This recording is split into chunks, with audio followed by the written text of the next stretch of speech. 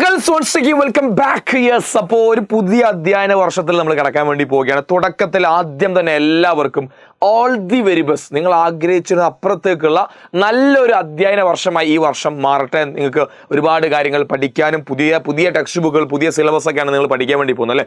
എല്ലാം നല്ല രീതിയിൽ പഠിക്കാനും നല്ല മാർക്ക് നിങ്ങൾക്ക് സ്കോർ ചെയ്യാനും സാധിക്കട്ടെ എന്ന് ഞാൻ ആശംസിക്കുകയാണ്.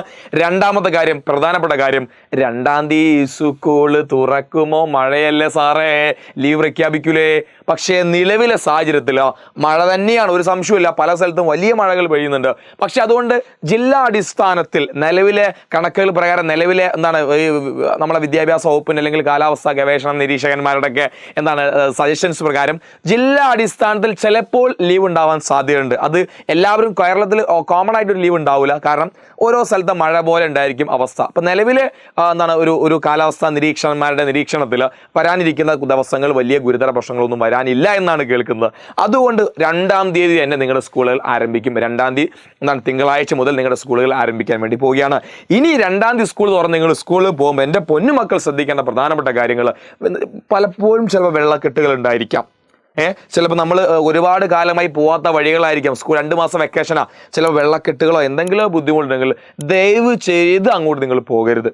നമുക്കൊരു ദുരന്ത ദിവസമായി ആ ദിവസം നമുക്ക് മാറ്റാൻ ആർക്കും ഇഷ്ടമില്ല, അങ്ങനെ ആവാതിരിക്കട്ടെ. അപ്പോൾ മാക്സിമം എന്ത് ചെയ്യുക, അങ്ങനത്തെ പരിപാടികൾ നിങ്ങൾ പോവാതിരിക്കുക. റെയിൻകോട്ടോ കുടയോ നിങ്ങളുടെ കയ്യിലുണ്ട്, നിങ്ങൾ നിർബന്ധമായി ഉറപ്പാക്കുക സ്കൂളിൽ പോകുന്നതിന് മുന്നേ. പാരൻസ് ഈ വീഡിയോ കാണുന്നുണ്ടെങ്കിൽ നിർബന്ധമായും അത് കൊടുത്ത് വിട്ടിട്ട് സ്കൂളിൽ പോകാൻ പറ്റുള്ളൂ. റെഡി? അപ്പോൾ ഇനി ഒരു പുതിയ അധ്യയന വർഷം തുടങ്ങുകയാണ്.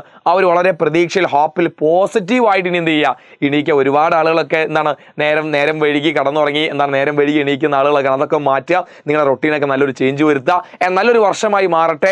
മഴ എപ്പോഴും അനുഗ്രഹമാണ്. അതുകൊണ്ട് മഴയെ നമുക്ക് എന്ത് ചെയ്യരുത്, ഒരു ദുരന്തമാക്കാത്ത രീതിയിൽ എന്ത് ചെയ്യുക, നിങ്ങൾ മഴയെ ഒരു സൈഡാക്കിയിട്ട് നിങ്ങളെ സുരക്ഷ നിങ്ങൾ നിർബന്ധം ഉറപ്പാക്കാം. അതുപോലെ തന്നെ നമ്മുടെ സ്റ്റഡി പ്ലാൻ ആയിട്ട് നിങ്ങൾ മറന്നു പോകാൻ പാടില്ല. നമ്മുടെ സ്റ്റഡി പ്ലാൻ 2-ാം തീയതി കിടൽ സ്റ്റഡി പ്ലാൻ വരുന്നുണ്ട്. നിർബന്ധമായും എല്ലാവരും എന്ത് ചെയ്യുക, സ്റ്റഡി പ്ലാൻ അറ്റൻഡ് ചെയ്യുക. അതുപോലെ നമ്മുടെ ബാച്ച് ക്ലാസ് സ്റ്റാർട്ട് ചെയ്തിട്ടുണ്ട്. നമ്മുടെ 5ഉം 6ഉം ബാച്ചിൻ്റെ ക്ലാസ്സൊക്കെ സ്റ്റാർട്ട് ചെയ്യുന്നുണ്ട്. നമ്മുടെ ബാച്ചിൽ ജോയിൻ ചെയ്യാൻ ലിങ്ക് താഴെ കൊടുക്കുന്നുണ്ട്. ആൻഡ് ഏറ്റവും പ്രധാനപ്പെട്ട കാര്യം, ബാച്ചിൽ ജോയിൻ ചെയ്തില്ലെങ്കിൽ ഈ വർഷം നിങ്ങൾക്കറിയാലോ വലിയ ഒരു പുതിയ മാറ്റത്തിന് തുടക്കമാണ്. ഞങ്ങളെ കൂടെ പോര്, ഞങ്ങൾ നിങ്ങളെ കാര്യം ഏറ്റെടുക്കാം.